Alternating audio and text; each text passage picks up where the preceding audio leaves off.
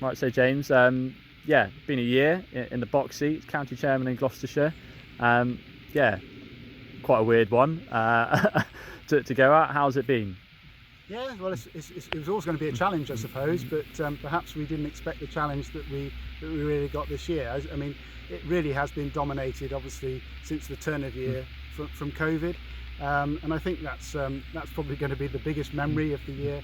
So we obviously know that most sectors in agriculture got impacted at some point. Some of them absolutely immediately, whether it's milk or horticulture, but every single sector has been impacted along the line, and we'll still see impacts going forward now. But we, as a team, worked with whether it was MPs, local government, the LEP, just trying to make sure that everyone was aware of those impacts, and wherever possible we were looking for solutions to try and help our members and help agriculture cope with COVID. Yeah, and I certainly know we went right across the spectrum. We obviously had the crisis in the liquid milk sector with the dairy market, the labour issue for horticulture. We also had big issues and concerns widespread, I think, across our membership about I guess countryside access and the increasing number of people we saw in the countryside. Some people see a really positive opportunity to educate about what we do, but for others, it brings some challenges as well. But I guess looking forward, from where we are now, we're on the verge of going, sort of feels like, back into another lockdown. What are your thoughts on, I guess, the months ahead going into winter, and how we continue to support the membership and represent their interests? Yeah, I think it's very important. I mean, we've obviously all learned about things like Zoom and Teams that we never knew existed in March, and so the virtual communication has been invaluable over the last 6 months. But I think what's hugely important going forward is that we can develop our communication with our membership, and some of that will be actually almost going back to basics, because we need to be able to talk to people on the phone.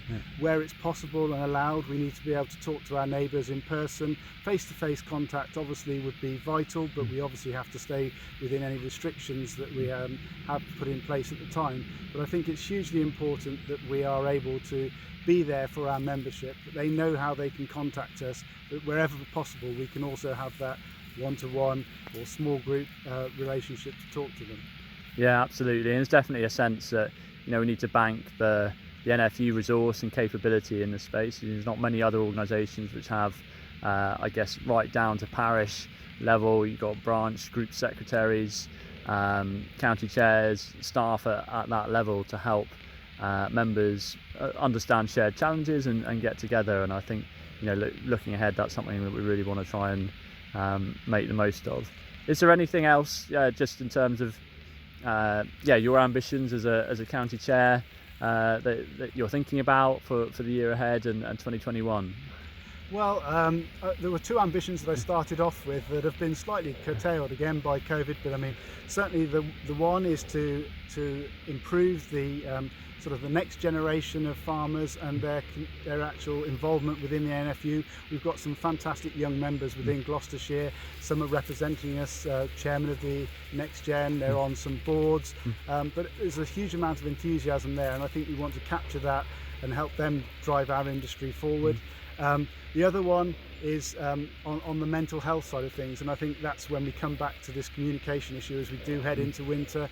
I think it's been a tough year for everybody anyway, but with COVID as well, if we find further restrictions, we need to be looking out for each other, because I think mental health could be put under a strain in the next 6 months.